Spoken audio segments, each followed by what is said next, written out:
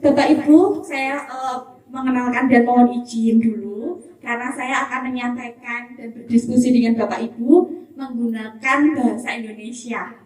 Takutnya kalau saya pakai bahasa Jawa mungkin tidak salah deh toh Pak. Mungkin tidak salah malah mboten pas ngoten. Jadi perkenalkan, nama saya Dina Rizky Linggar Kingkir. Bapak Ibu, Mas Mbak bisa manggil saya Dinar atau bisa manggil Mbak Dinar. Ngoten. Nggak usah pakai bu gitu, walaupun saya sudah punya anak 2, tapi nggak usah pakai bu gitu karena kalau jauh dari anak itu tetap mbak ngoten J. Ya jadi begitu. Di sore hari ini kita akan bersama-sama berdiskusi terkait dengan kesiapsiagaan bencana khususnya untuk bencana erupsi Merapi. Jadi biasanya kalau erupsi Merapi itu kan udah bukan lagi hal yang apa ya Bu ya, yang wah terlupakan ngoten nggih, karena sudah dialami oleh Ibu Sedoyo, Bapak Munsin Pak Sinten, Pak Tanto juga itu setiap hari ngoten. Nah sebelumnya saya ingin bertanya dulu, apakah ada Bapak Ibu di sini yang terlibat untuk Desa Tangguh Bencana? Oh KSB, berarti gantingannya dinas sosial nggih. Berarti ada tagananya juga. Nggih. Berarti memang untuk di sini kalau ketua tim siaganya siapa Bu? Oh Pak Susilo kebetulan di sana. Kalau di sini rata-rata Pak Tanto ikut KSB juga? Ikut. Jadi apa Pak kalau di KSB? Jadi peserta. Ikut tim nggak Pak? Tim logistik atau tim evakuasi ngoten? SKSB.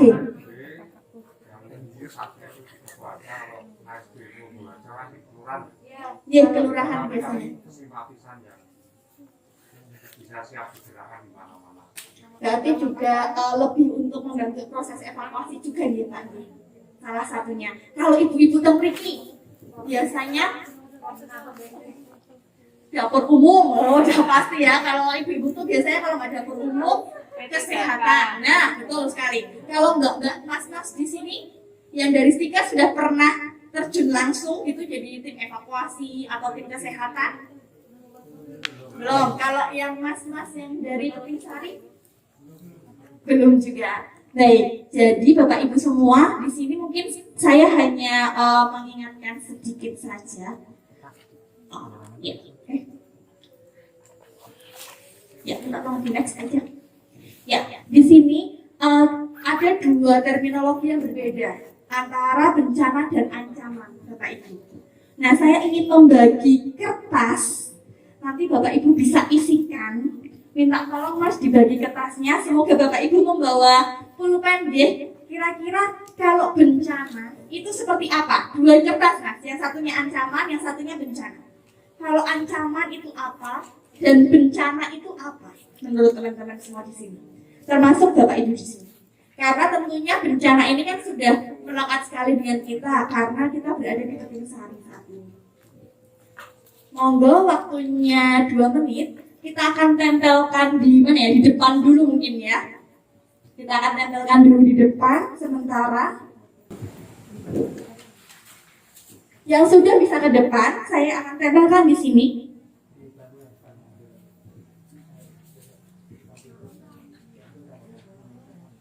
Monggo bisa dituliskan, mungkin teman-teman Stikas juga sekalian belajar nih ya. Kira-kira ancaman itu apa dan bencana itu apa?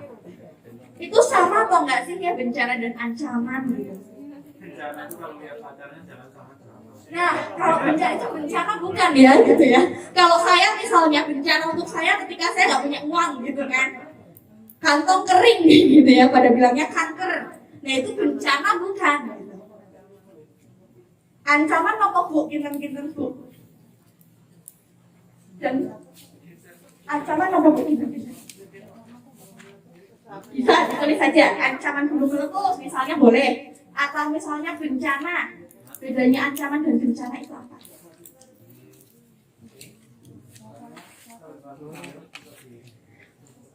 Monggo bisa ditempel di depan. Sebelah kiri saya adalah ancaman dan sebelah kanan saya adalah bencana.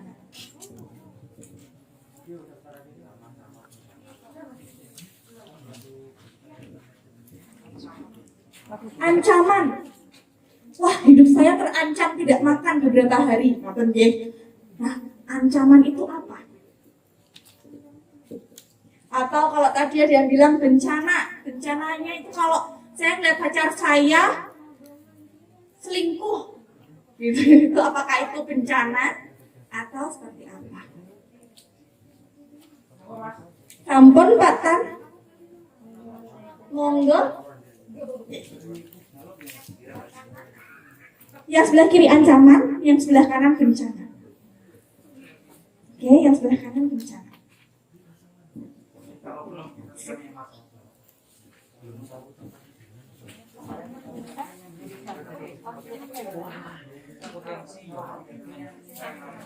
Monggo bisa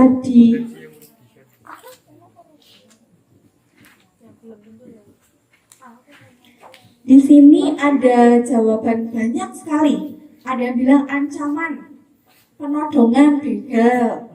Lalu potensi bencana yang mungkin terjadi itu adalah ancaman. Ada juga yang bilang ancaman sesuatu hal yang membahayakan yang akan terjadi. Ada juga peringatan dari hal yang merugikan. Masih ada yang menyusul? Ada jawaban lain mungkin?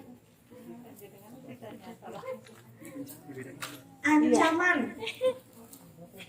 Saya terancam putus dengan pacar saya. Nah, apakah itu ancaman atau bencana?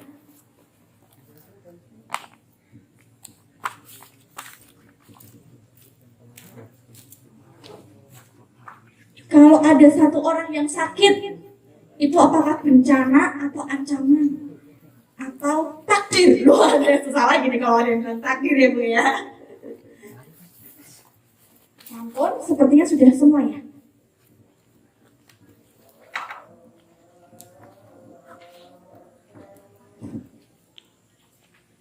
Ya, saya akan bacakan beberapa. Nanti saya akan mengkonfirmasi kepada Bapak Ibu semua kira-kira yang akan dipilih yang mana. Kalau di sini ada bencana. Bencana adalah musibah alam yang telah terjadi. Misalnya gunung meletus, tanah longsor. Ini bencana ya. Kemudian ada juga yang bilang bahwa bencana yang tiba-tiba mengakibatkan kerugian dari aspek material atau manusia yang disebabkan oleh alam. Dua jawaban. Jawaban terakhir saya akan ambil dari bencana adalah sesuatu yang berpotensi merugikan. Ini bencana. Nah, kalau ancaman sesuatu hal yang membahayakan yang akan terjadi. Satu, ancaman kejadian yang mengancam nyawa tapi belum terjadi. Satu lagi, ancaman peristiwa yang merugikan. Nah, saya ingin bertanya kepada teman-teman, kalau bencana kira-kira berarti yang diambil yang mana? Yang mana Bu? Banyak ya Bu ya. Jadi tadi kalau bencana, tadi Pak Tanto menjawab kuncinya itu adalah sudah terjadi, begitu ya Pak ya. Bencana adalah sesuatu yang sudah terjadi. Nah, kemudian kalau dari Ibu kira-kira bencana itu yang seperti apa? Sama kejadian yang sudah terjadi tapi akan mengakibatkan dampak kerugian yang akan banyak. Tuh, kuncinya ada dua. Yang pertama tadi Pak Tanto Ngendiko bilang bahwa bencana itu adalah sesuatu yang sudah terjadi. Kemudian Ibu Ngendiko bahwa merugikan. Kalau itu merugikan diri sendiri, hanya satu orang, apakah itu bencana? Tidak. Yang lain ada jawaban, Mas, kira-kira itu bencana bukan Mas? Kalau hanya 2 orang atau 3 orang yang terlibat di situ yang ada kerugian, tetap bencana. Ya, benar? Benar nggak? Permasalahan hidup ya. Jadi putus dengan pacar itu kan 2 orang ya yang terlibat ya, berarti itu juga bencana gitu ya. Ya, jadi kalau sebenarnya terminologi sendiri dari penanggulangan bencana, bencana adalah sesuatu yang membahayakan, merugikan, dan itu sudah terjadi dan dialami oleh satu wilayah. Gitu. Jadi kalau misalnya dia baru satu orang gitu ya Pak ya, itu bukan bencana nggih Pak nggih. Begitu juga dengan kalau bencananya, gitu kan, wah ada apa bu, pohon kebakaran, tapi jauh di sana. Nah itu bencana bukan Pak? Ya jauh gitu. Misalnya di atas Merapi atau Merbabu gitu ya, ada kebakaran. Itu bencana atau bukan teman-teman? Dari stiker? Bencana atau bukan? Bencana atau ancaman? Ancaman. Ancaman atau bencana? Ya betul, jadi itu ancaman. Karena tidak ada kerugian, baik itu apa ya namanya, manusianya tidak ada, perekonomian tidak ada, kecuali kalau ternyata pohon jati gitu ya Pak ya. Pohon jati ya iya itu kerugian yang cukup besar, berarti itu bencana. Tetapi kalau memang itu tempatnya jauh, tidak ada korban, itu adalah bukan bencana, itu ancaman. Jadi kalau teman-teman bisa melihat ada gambar 1, 2, 3, 4, 5. Kira-kira yang bencana nomor berapa saja teman-teman? 1. 1, Yang 3, 5. 5, 4. 4 ke ancaman. Enggak, 4 ke ancaman. 4 kan belum terjadi. 4 itu tanah longsor. Gambarnya gitu ya Mas ya. 2 dan 4 ancaman. Kalau nomor 2 betul itu ancaman. Nomor 4 itu bencana karena ada rumah. Dan di dalam rumah itu kan ada rumah yang merupakan sumber ekonomi juga ya. Jadi ketika itu rumah rusak, tentu saja itu kita akan ada pendanaan tambahan lainnya. Oh, rumahnya jauh ya Bu, ya nggak kelihatan ya. Bisa. Kalau itu bisa Bu itu. Ya, selanjutnya. Ya, oke. Ini mungkin Bapak sudah ngalamin belum Pak? Erupsi Merapi tahun 1994. Sudah. Ibu sudah ngalamin belum? Belum. Kalau waktu Bapak dulu Pak, ada cerita apa Pak saat itu ada korban?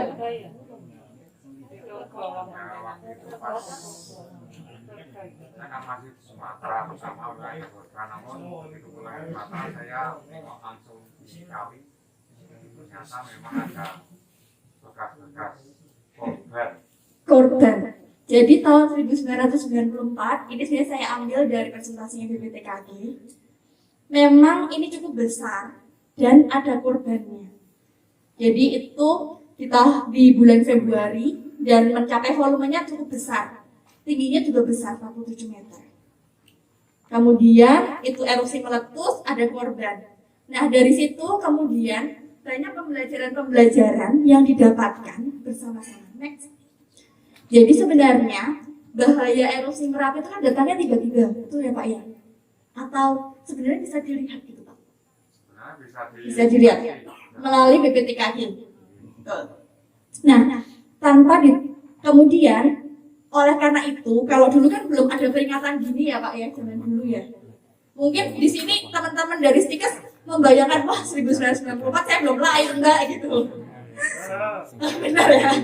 Nah kalau di dulu itu nggak ada peringatan dini kayak sekarang. Kalau dulu kan nggak ada BPPTKG ya Bu ya. Jadi tidak ada yang bisa dikeluarkan atau peringatan dini yang dikeluarkan seperti saat ini. Kalau saat ini sudah ada siaga, awas, dan saya rasa Bapak Ibu semua teman-teman di sini sudah paham. Ketika awas itu Bapak Ibu harus evakuasi ya Pak ya. Bahkan tempatnya pun sudah tahu evakuasi di mana.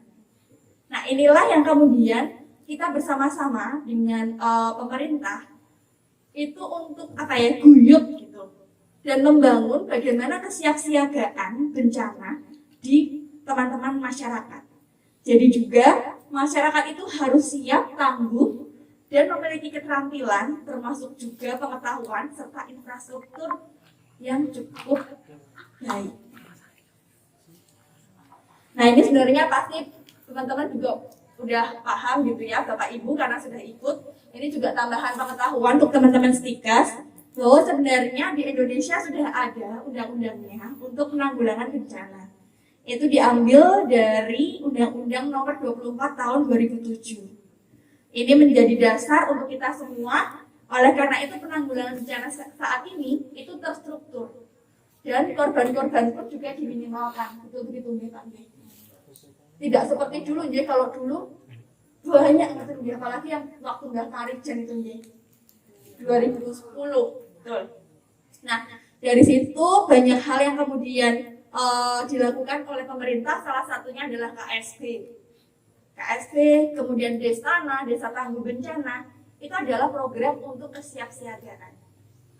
Jadi di dalam undang-undang tersebut, penanggulangan bencana yang kita lakukan itu bukan hanya tanggung jawab pemerintah, atau bukan hanya tanggung jawab kita sebagai masyarakat, atau bukan tanggung jawab hanya Stikes sebagai salah satu perguruan tinggi, tetapi ini adalah tanggung jawab kita semua. Gitu. Sehingga dengan adanya peran-peran inilah kita bisa mulai meminimalkan. Karena kalau misalnya masyarakat bergerak sendiri, pendanaannya misalnya kurang besar, kemudian kapasitasnya kurang, itu tetap akan banyak korban. Tapi ketika ada dukungan-dukungan yang lain seperti hari ini, Stikes bisa memberikan rekber atau Stikes bisa memberikan kapasitas untuk peningkatan bagaimana kesehatan, PPGD dan lain sebagainya, artinya kita sudah siap ketika erupsi Merapi terjadi. Nah, kemudian kalau dulu tahun 2010 ya Bapak Ibu ya, kita berpikiran yang penting tanggap bencana gitu ya Pak ya. Pokoknya gimana caranya supaya masyarakat itu nggak ada jadi korban. Saya ingat sekali tahun 2010 di Penting Sari itu ada masyarakat yang dia dievakuasinya terakhir. Dia telepon kalau nggak salah ya Pak ya. Terus saya masih di Penting Sari gitu. Ingat ya Bu ya waktu itu ya, saya masih di Penting Sari. Kok nggak ada yang nolongin saya? Betul ya Bu ya? Ya, dan beruntungnya itu selamat ya Bu ya. Karena cepat gitu, dia tahu yang dihubungin siapa. Kita bayangkan kalau itu terjadi sekarang, itu akan lebih siap lagi. Karena sudah ada HT. Bapak Ibu sudah punya data, siapa anggota masyarakatnya. Dan itu sangat penting Bapak Ibu. Ketika ada yang ketinggalan, wah kok tonggoku kayak kok orang ini. Nah ini di kok rakyat kok, siapa tahu petani nggih Bu. Kata atau Bu yang memiliki petani nggih. Banyak petani, kata nggih. Nah kalau misalnya tiba-tiba gunungnya jeblok, petaninya lari kemana Bu? Simbahe tong pundi Bu. Pun perso dereng. Melayu tong pundi. Bingung ya Bu nggih. Kok aku ki nek meledos, aku ngerti iki meledos, tapi nggak aku kan melayu nang ngendi. Nah, mek munggah nggak mungkin, berarti kudu midun. Lah midunnya lewat pundi. Nah, hal-hal itulah yang kemudian kita mulai berpikir untuk bagaimana pengurangan risiko bencananya, bagaimana mitigasinya, bagaimana kesiapsiagaannya. Jadi masing-masing dari kita ketika kita berada di suatu tempat yang baru, itu langsung berpikir, oh ini kalau misalnya gempa bumi, saya harus kemana? Mungkin saat ini kalau misalnya sekarang meledos gitu ya Pak ya, kita mau kemana Pak? Itu prosedurnya seperti apa? Itu yang kita bayangkan. Orang lebih ngomong biasa gitu. Tapi kalau anak-anak Stikes, saya yakin pasti langsung panik. Baru dengar jedier gitu ya, dudak gitu langsung panik. Lari kemana ini? Udah nggak tahu wilayahnya, nanti malah nyasar ke sungai. Nah kalau masyarakat sekitar kan sudah paham ya, apalagi ini adalah desa wisata, di mana banyak orang-orang yang datang ke sini itu dari luar, banyak ya Pak ya, banyak sekali ya. Nah terus kalau nggak tahu kemananya itu gimana ya Pak ya? Pemandu penting, jalur evakuasi penting ya Pak.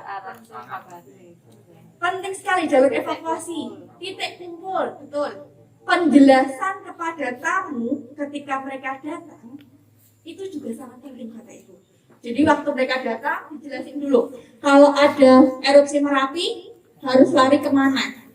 Bukan jadi nanti kayak teman-teman stikers gitu ya, tinggal sama Mas siapa Mas? Iya Mas siapa? Mas Yoga udah tahu nih jalannya kemana. Lah yang stikers nggak ikut Mas Yoga gitu kan? Dia nyasar ke sungai. Misalnya seperti itu. Itu juga berbahaya karena kita yang bertanggung jawab. Tentunya juga masyarakat sini yang nantinya akan mengevakuasi. Dan inilah kemudian kita membangun bersama-sama untuk kesiapsiagaannya dan mitigasinya. Nah, kalau mitigasi itu biasanya bisa melalui mitigasi struktural maupun mitigasi non-struktural.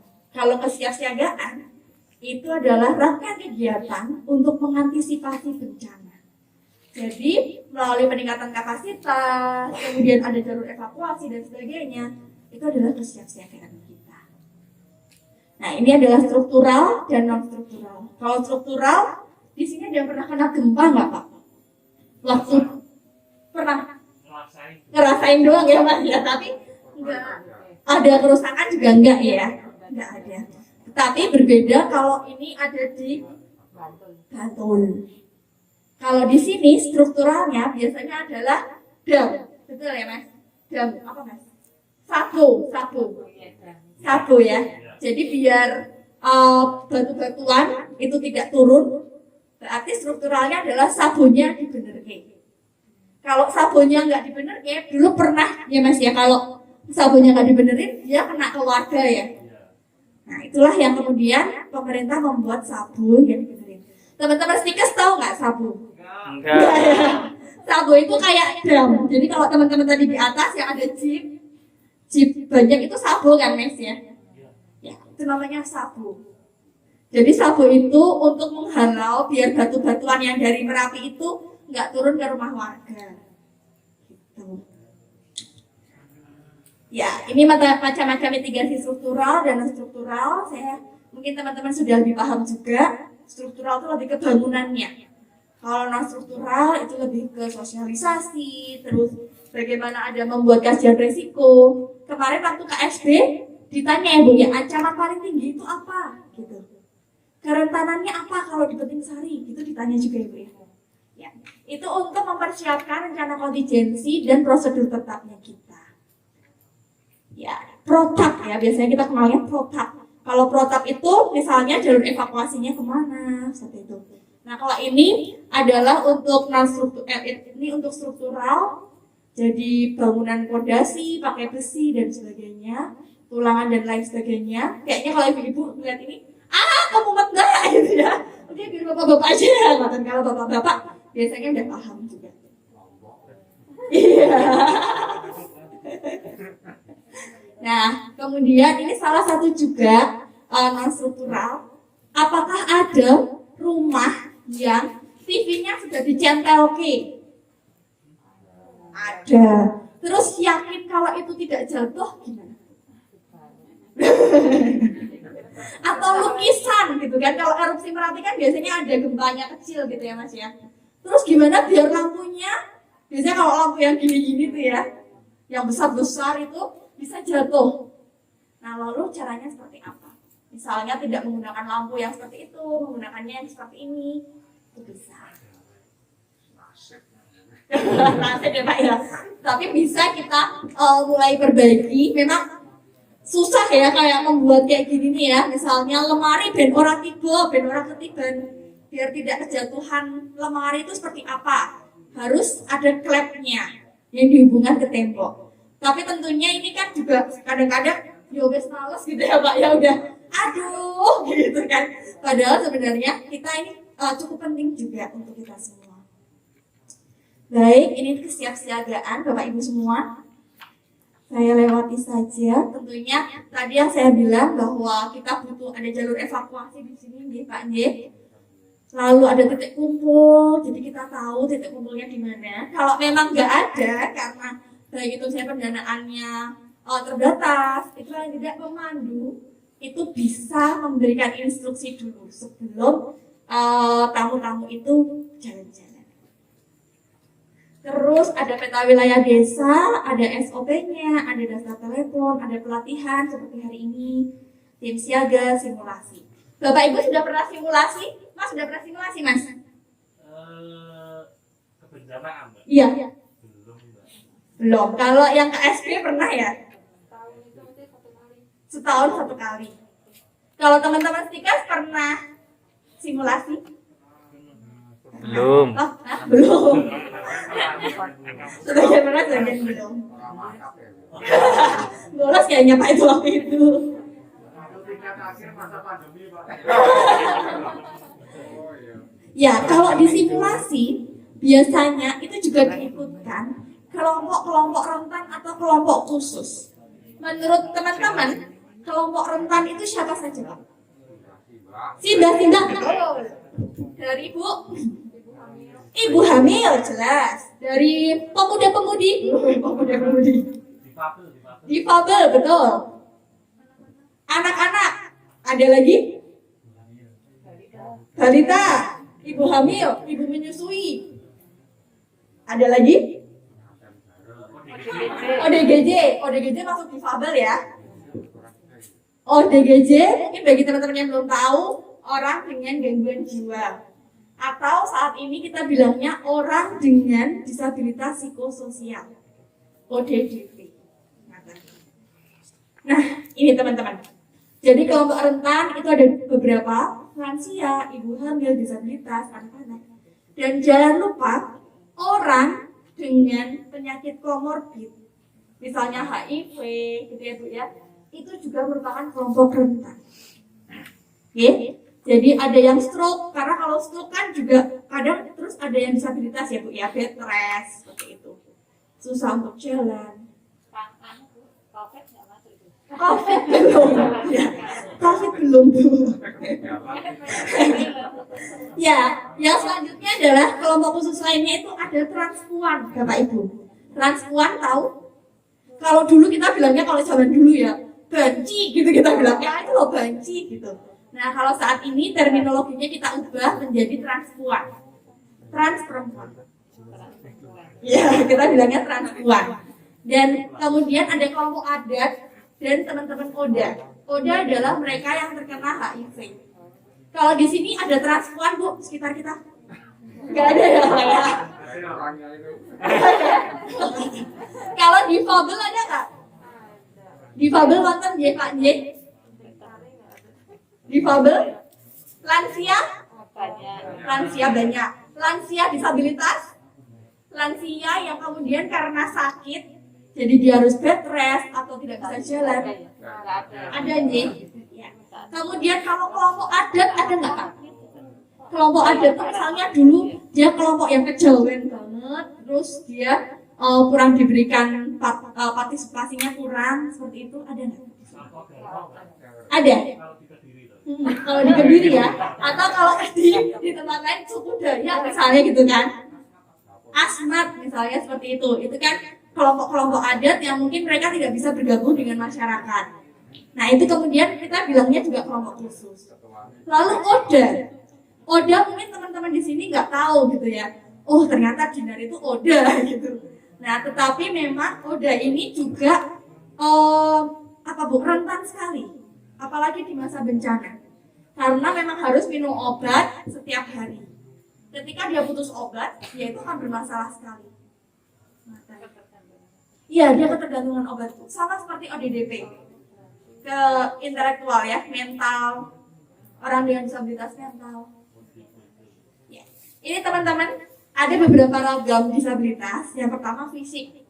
Paling gampang ya, lihatnya ya teman-teman ya, kalau fisik. Jadi ketika dia pakai kursi roda atau krep, itu biasanya, wah ini disabilitas fisik. Kalau disabilitas intelektual, itu yang kayak gimana teman-teman?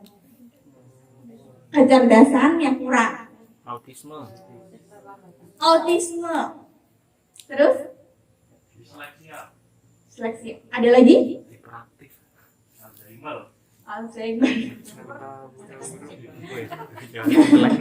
Alzheimer ya. Ya, kemudian ada disabilitas sensorik. Sensorik ini seperti apa teman-teman? Penglihatan. Penglihatan, ada lagi? pendengaran, perasa.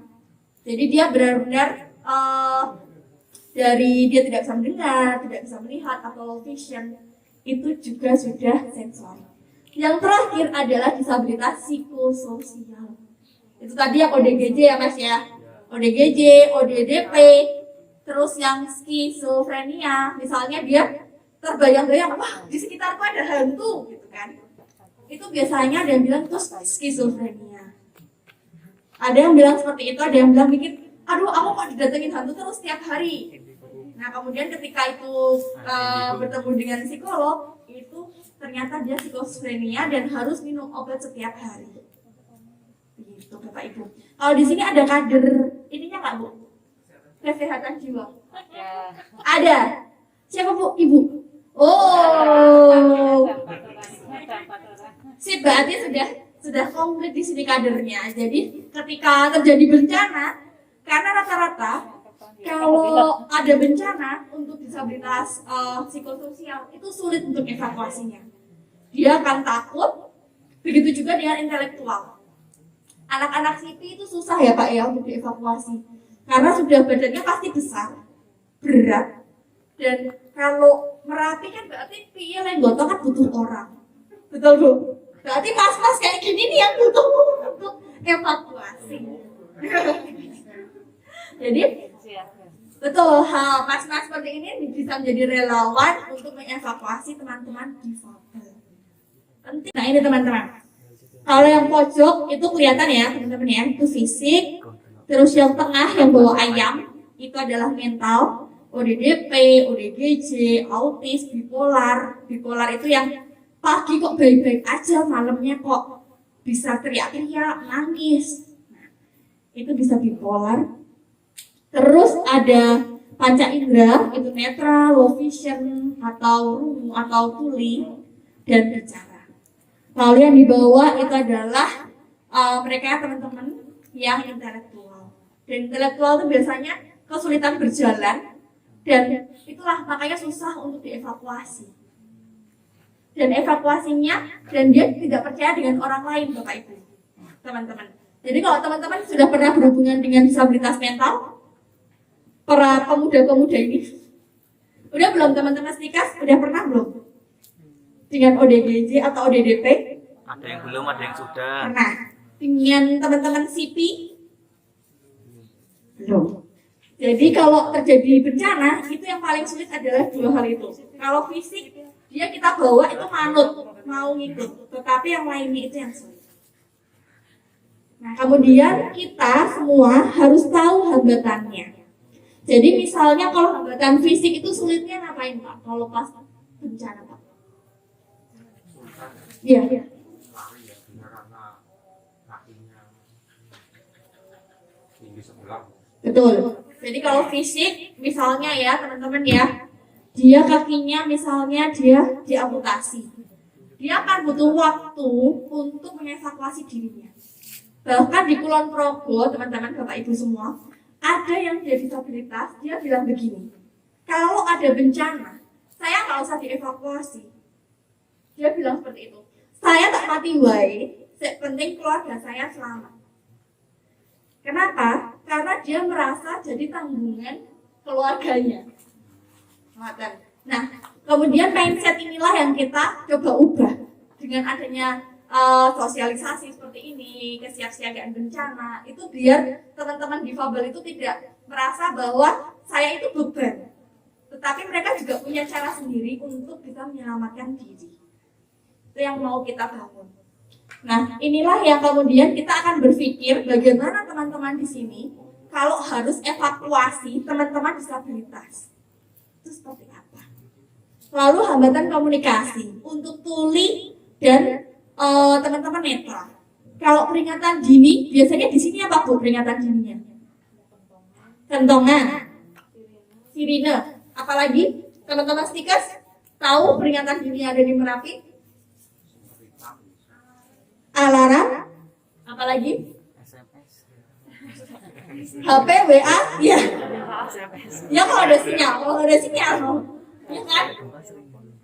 HP, WA, Nah, kalau sirine ternyata dia tuli.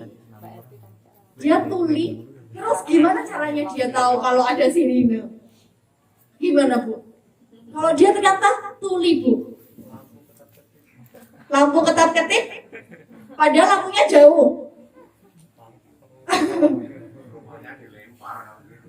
Rumahnya dilempar. Ya kan rentek gitu. Ya, jadi kemarin ada yang bilang butuh getaran gitu ketika kita tanya ke teman-teman tuli. Kami itu butuh getaran, sesuatu yang bisa bikin kami tergetar, baru kami akan tahu kalau itu gempa atau ada bencana lainnya. Itu yang unik sekali ya, karena kita sulit banget gitu kalau mau berpikir pakai bendera. Biasanya pakai bendera teman-teman. Jadi ada satu orang peringatan dini dibantu oleh beberapa teman lainnya yang keliling pakai bendera. Kalau ada bendera artinya itu adalah ada bencana dan harus evakuasi. Nah, terus setelah itu kalau dia ternyata netra, kalau netra bisa ya Pak ya, bisa mendengar. Tetapi jalannya kemana? Jalannya piye Mas? Kalau misalnya dia netra, kita bayangkan kalau saya tutup mata, tadi saya mau ngajak teman-teman untuk simulasi, ada yang jadi teman-teman tuli dan ada yang jadi teman-teman netra dan ada yang jadi disabilitas fisik. Kita keluar, kita bakalan nabrak apa enggak? Pasti nabrak. Pasti akan, apalagi dengan situasi yang panik. Nah, hal inilah yang kemudian kita harus pikirkan, bagaimana caranya kalau disabilitas netra dia mau ke tempat evakuasi. Kalau ada yang bilang kalau saat ini ada tim yang sedang membuat peringatan dini Pak, itu pakai suara. Jadi jalur evakuasi menuju ke tempat titik berkumpul itu pakai suara, dan si teman-teman netra itu akan ikut suara tersebut. Tapi kan itu juga ini ya Bu ya, masih uji coba ya, jadi belum pasti ya. Tetapi itu salah satu supaya paling tidak kita tahu teman-teman tuli, teman-teman netra itu seperti apa. Nah, selanjutnya ada transpuan dan disabilitas mental untuk kebijakan. Tapi mungkin kalau di sini nggak ada transpuan ya teman-teman ya, Bu, Bapak, Ibu, nggak ada nih. Karena ini juga jadi cerita juga kemarin waktu shelter transpuan, mereka nggak mau di shelter. Mereka nggak mau jadi satu Mas. Karena nggak tahu saya laki-laki apa perempuan. Kalau saya bareng sama tidur dengan teman-teman laki-laki, saya nggak mau. Tidur dengan perempuan, privasi saya juga akan terganggu. Akhirnya mereka memilih tidak di shelter. Nah, ini juga menjadi hal penting untuk kita bisa refleksi bersama. Ya, selanjutnya, saya berapa menit lagi, Dek? Oh, sorry, Pak Ed baru ngabari karena beliau tadi dari kelompokku dalam perjalanan ke sini. Ini masih ada waktu mungkin 30 menitan. Oke. Boleh. Siap. Karena teman-teman juga butuh istirahat ya, Bapak Ibu semua. Jadi hal-hal yang bisa kita lakukan, Pak, Mas, Mbak, Bu, karena di sini kan banyak teman-teman stikas. Jadi di sini menjadi modal dasar kita bersama, juga bersama dengan masyarakat di sini. Kita bisa membuat pendataan terpilah, Bapak Ibu. Ini sudah ada belum ya, Bu ya? Sebagai kader disabilitas. Sebenarnya kalau dilihat di tingkat desa kita sudah ada. Di tingkat desanya sudah ada ya Bu ya? Sudah sampai spesifik jenis disabilitasnya apa? Belum. Kalau jenis disabilitasnya itu belum. Jenis disabilitasnya belum. Nah, ini bisa diupdate Bapak Ibu.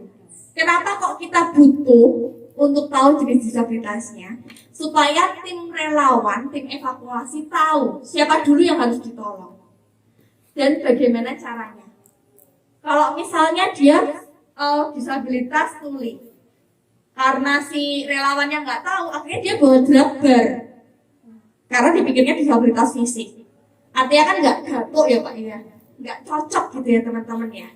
Nah, makanya sebab itu penting sekali untuk bisa bersama-sama dengan teman-teman semua di sini itu untuk mendata secara spesifik namanya, jenis kelaminnya apa, usia, disabilitas atau tidak, dan jenis disabilitasnya.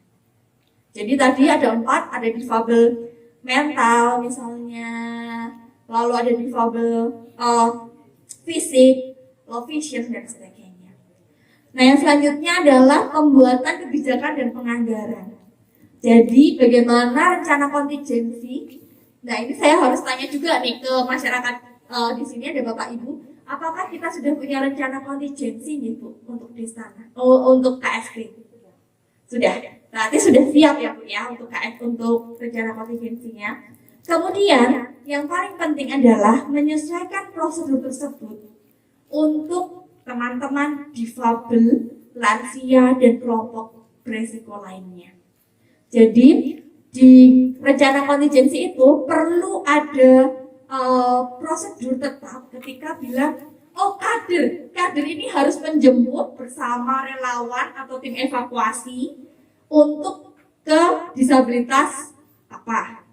Nah itu sudah harus ada di rencana kontingensinya karena memudahkan untuk besok proses evakuasinya.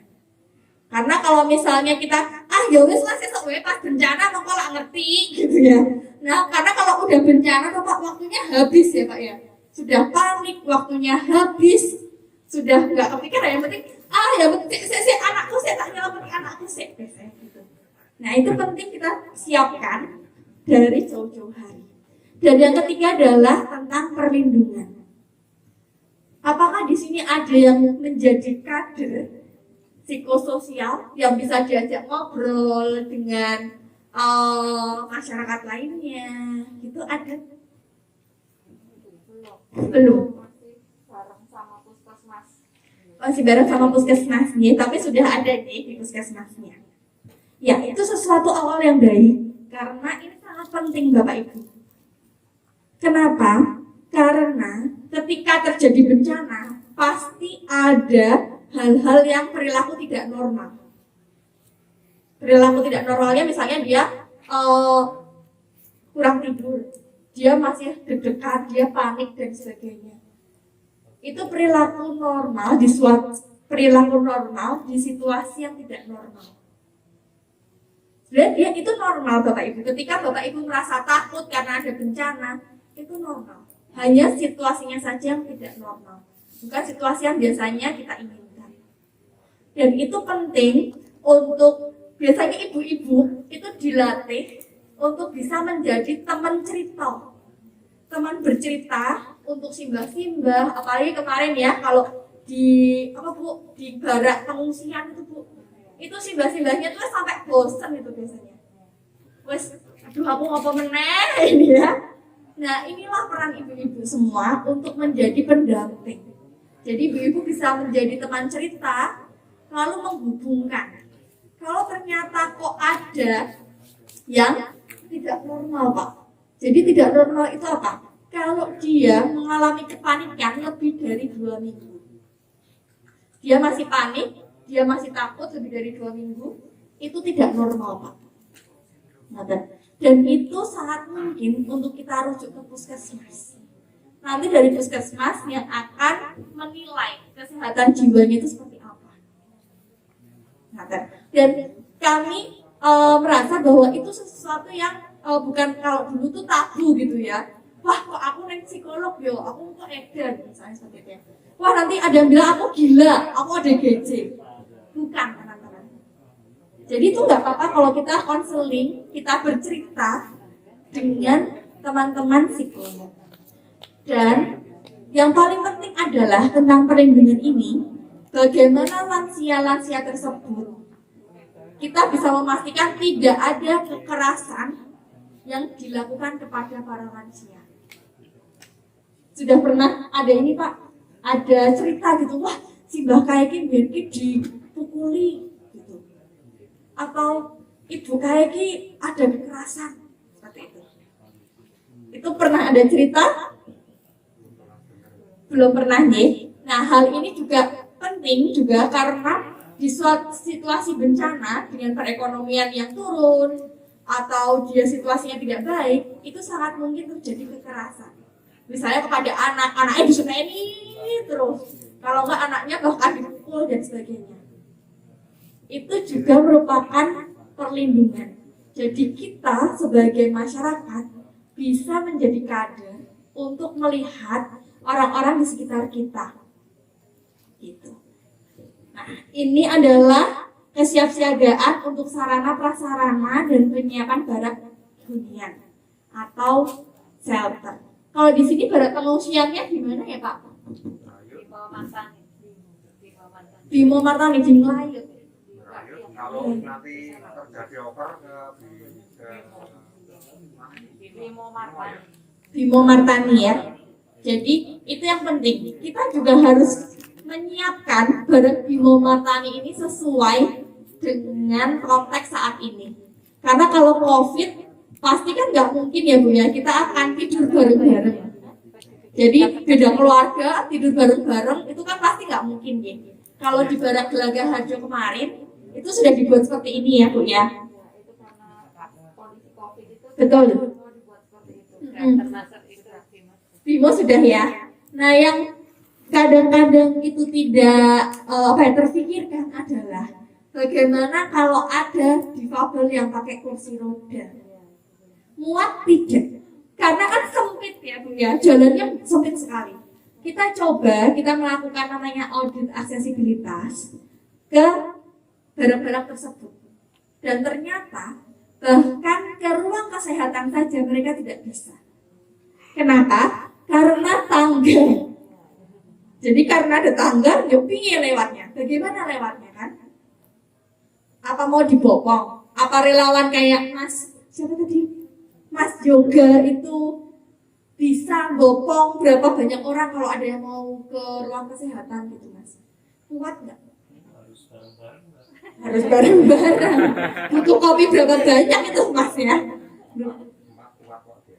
Kuat ya, baru 4 ya? Baru 4. Nah, kemudian ini penting sekali untuk kita bisa mengadakan audit dengan teman-teman lansia, dengan disabilitas, karena untuk melihat hal tersebut. Bahkan cuci tangan CTPS pun itu banyak yang tidak bisa diakses. Misalnya anak-anak, ketinggian. Wah, kok ketinggian ya, nggak bisa cuci tangan. Berarti itu tidak aksesibel, itu nggak inklusif. Nah, bagaimana kemudian kita memberikan tempat cuci tangan yang pendek, yang bisa dilakukan oleh segala disabilitas dan teman-teman lansia dan anak-anak. Nah, kemudian ada juga untuk peringatan dini yang bisa diakses oleh teman-teman tuli. Tadi ada pakai apa tadi Mas? Bendera misalnya, running text misalnya. Itu juga bisa. Tetapi itu harus dipikirkan jauh-jauh hari. Bukan pas bencana. Lah nek wis pas bencana, lah wis gitu kan ya. Mau pindah lagi gimana ya? Nggak ngerti lah, ngapa ya Mbak Eki kok nganu bendera ini apa ya?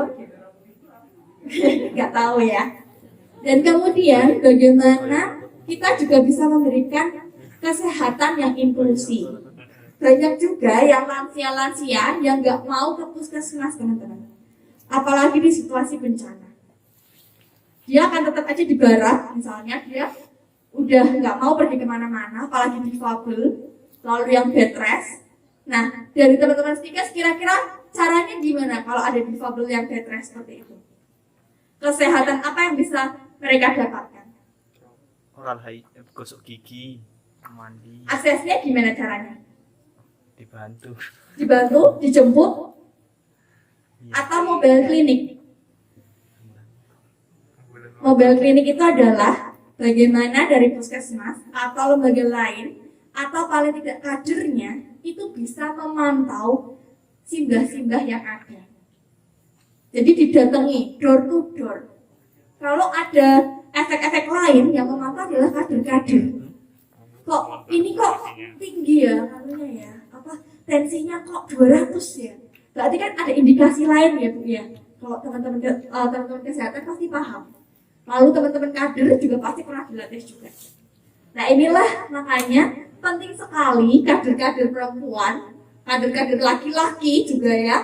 Kalau kader laki-laki biasanya evakuasi. Kalau perempuan itu biasanya dapur umum, terus apa Bu? Kesehatan. Karena telaten ngecekin satu persatu. Dan itu penting sekali. Jadi Bapak Ibu ketika di sini dari Stika sudah memberikan bermacam-macam P3K, ini merupakan peluang baik bagi Bapak Ibu semua untuk sama-sama belajar bagaimana penanganan gawat darurat yang biasanya terjadi di sekitar kita. Kemudian yang terakhir yang ke F, yang nomor 6 itu tentang ketahanan pangan dan gizi. Dapur umum juga penting ini tahu. Dapur umum biasanya udah tahu ya Pak ya. Jadi kalau lansia itu Pak biasanya nggak boleh apa? Dahar apa? Asin-asin. Lansia nggak boleh apa? Yang keras, santan. Ada lagi? Gula, banyak-banyak, jeroan. Itu nggak boleh. Disinilah itu yang penting. Ketika kita tahu datanya, berapa jumlah lansia, berapa anak-anak, berapa difabel, kita akan tahu. Kita masak foto. Oseng-oseng mercon, ini cocok orang. Cocok ya kalau kita cocok sebelah itu cocok apa enggak gitu kan. Malah pasta cocok apa enggak, malah bahe makanan nopo gitu ya. Nah hal-hal inilah yang kemudian kita sesuaikan supaya kita sudah tahu menu-menunya apa saja. Nah sebenarnya ini ada contoh juga, ini untuk darat nantinya, dan juga ini adalah salah satu rumah untuk difabel Bapak Ibu. Jadi kalau difabel kan nggak bisa pakai tangga ya Pak ya, apalagi yang pakai kursi roda.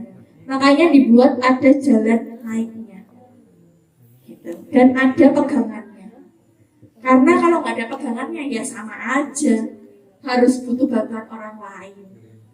Ini belum selesai sebenarnya karena sampai panjang itu ada pegangannya. Ini bisa menjadi sebuah, apalagi ini di Lombok. Kalau Lombok itu kan biasanya berugah gitu ya, jadi dia naik-naik gitu. Nah kemudian dibuat seperti ini biar tidak menyusahkan orang lain dan juga bisa lebih inklusif. Ini tadi menu-menunya, tentunya dapur umum sudah paham, nanti bisa kami berikan juga. Nah ini yang ke-7 dan yang terakhir tentang mata pencaharian. Yang ke-7 itu adalah tentang pendidikan dan informasi. Informasi, kalau untuk teman-teman tuli, kira-kira seperti apa Bu bentuknya? Poster bisa dibaca? Bisa. Kalau untuk teman-teman netra? Suara. Atau buku braille. Ada yang sudah pernah lihat buku braille? Pernah. Sudah? Nah buku braille kayak gini teman-teman. Susah ya Pak ya bacanya. Ya, nah ini kemarin kami juga berikan buku braille ini kepada teman-teman netra karena mereka supaya paham tentang COVID itu apa. Nah selain itu kita juga perlu membuat sebuah sarana untuk bisa memberikan umpan balik. Misalnya Bu Dian itu mau memberikan saran kepada Pak Doto misalnya. Nah caranya gimana? Berani WA langsung tanya. Kalau saya, wah aku kira gelem ya Pak, aku radio kayak ini toh gitu misalnya. Saya kok nggak dipelihara toh selama bencana. Nah itu kan pasti ada masukan-masukan gitu ya Pak ya. Nah caranya gimana? Coret-coret rumahnya, dibakar rumahnya misalnya. Ekstrim banget ya dibakar rumahnya. Atau bikin tulisan kaleng. Wah, kok malah medeni gitu ya. Dikiranya malah pacar gelap gitu kalau ada tulisan kaleng kan. Nah, inilah yang rata-rata kita belum menyediakan layanan tersebut. Jadi desa itu tidak ya tutup mata kesannya. Jadi kalau teman-teman atau lansia-lansia pengen protes, ya ora iso, ya nggak bisa, orang nggak dikasih caranya dan nggak diberikan kesempatan. Makanya akan sangat baik sekali ada mekanisme bagaimana mereka bisa memberikan keluhan kepada kita. Kalau misalnya yang dikeluhkan adalah Pak Lurah gitu ya, wah nomornya ya Pak Lurah. Jadi yang diberikan di situ adalah nomor penasehat yang memang dipercaya oleh masyarakat. Ngoten, Pak. Jadi supaya apa? Supaya bukan hanya menjadi gosip. Karena kan ada yang bilang, "Wah, gosip wiki." Gitu kan, Bu. Atau ada juga yang bilang, "Aku nggak berani bilang karena apa? Nanti aku di EC misalnya, atau aku akan ditinggalkan apa ya? Aku akan dibenci misalnya seperti itu, atau dijauhin." Tetapi kalau ini sudah menjadi sebuah standar dan ini sudah penasehatnya ya atau DPD yang membawa nomor ini atau masyarakat bisa mengeluhkan ke DPD pastinya akan bijak. Mereka akan punya hati untuk bisa menindaklanjuti masukan-masukan tersebut. Itu yang kita bisa usulkan juga ke desa, apalagi di situasi bencana. Ya, kalau yang terakhir itu adalah tentang bagaimana ada kegiatan mata pencaharian yang bisa diberikan ketika supaya bisa mengurangi resiko-resiko bencana yang ada, Pak. Misalnya saja kalau COVID biasanya kan jadi ini ya, Bu, ya nggak bisa kerja gitu kan. Kalau kemarin ada yang bilang pakai M aja, perekonomian di rumah. Gimana caranya? Budidaya ember. Banyak ya Pak ya, budidaya ember. Nah itu salah satu untuk mata pencaharian. Atau misalnya tanam pohon, karena kan mengurangi resiko bencana yang ada. Berarti tanam pohon. Pohon apa yang produktif? Misalnya pohon pisang. Caranya gimana? Ya udah ditanam, kemudian nanti masuk uang kas kesiapsiagaan bencana. Kita pakai nek pas ono bencana. Nah itu juga bisa. Gitu. Nah itu yang kegiatan mata pencaharian. Nah, kesimpulannya sebenarnya yang pertama itu adalah bagaimana identifikasi pendataan itu sangat penting Bapak Ibu dan teman-teman. Kalau teman-teman di sini mungkin di Stikes ada disabilitas nggak ya? Nggak ada ya? Nggak ada. Belum ada. Kemudian tapi ada Mas, ada juga dokter yang dia itu tuli. Ada. Dan kemarin ketika kami bersama-sama dia sedang mengadvokasi supaya dokter tuli itu bisa diterima di Indonesia. Karena ketika di Amerika itu diterima. Yang membedakan adalah teknologi peralatannya. Kalau di Amerika tanpa harus didengar kayak stetoskop kan harus denger ya. Kalau di Amerika itu nggak harus pakai stetoskop. Nah inilah yang berbeda. Jadi dokter pun itu juga ada yang tuli teman-teman. Gitu. Nah oleh karena itu kita perlu ada data yang detail sampai ke data jenis disabilitasnya yang terus terupdate. Dan yang kedua adalah bagaimana kita melibatkan teman-teman lansia, teman-teman disabilitas kalau ada ya Bu ya di sini ya. Ada nggak Bu? Kalau satu bisa yang ada, tapi Ada. kalau penting sari ya. Penting sari saja? Nggak ada ya? Nggak ada ya Bu ya? Nggak ada. Oh DGD ada ya? Ya, itu juga bisa ditanyain Bu. Misalnya, kowe nek misalnya ono bencana, ono meledos, iki kowe meh nang ndi? Nah, itu juga bisa ditanyakan, bisa diikutkan, misalnya di simulasi. Hanya jangan rame-rame kalau simulasi ODGJ.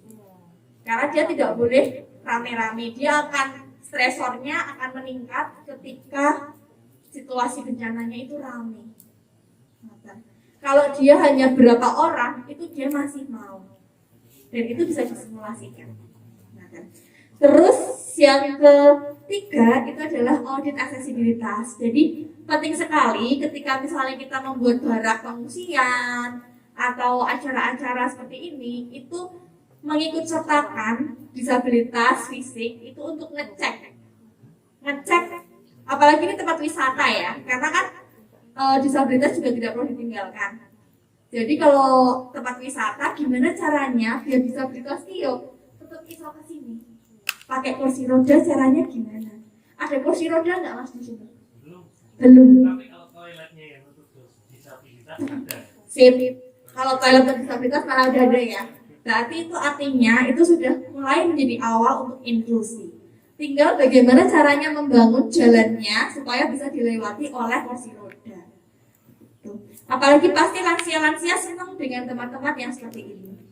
Lalu yang terakhir adalah kita wajib mendokumentasikan pembelajaran yang sudah kita lakukan. Kayak penting sari, foto-fotonya dikumpulin Bu, kalau ada simulasi. Terus kalau penting ada nulis Mas, apalagi kan ada webnya ya, websitenya. Nah itu bisa ditulis di situ. Jadi apa saja yang dilakukan khususnya untuk pengurangan risiko bencana itu bisa ditulis. Biar jadi sejarah untuk anak cucu kita. Nek sesuk ana bencana meneh Bu, itu sudah tahu, paham gitu bahwa oh dulu itu penting sari wis tahu toh ana Covid. Caranya piye toh nek ana Covid seperti itu. Jadi ini adalah sedikit dari saya, ini adalah sumber-sumbernya. Semoga kita sama-sama bisa berperan di Penting Sari karena ini adalah desa wisata yang dulu juga pernah dapat penghargaan desa wisata berkali-kali gitu ya. Jadi ini merupakan contoh untuk desa wisata lainnya dan banyak sekali desa wisata lainnya yang selalu ingin berkunjung ke sini dan ini menjadi salah satu materi yang baik yang diajarkan kepada mereka. Sekian dari saya, terima kasih teman-teman. Saya kembalikan ke teman MC. Silakan.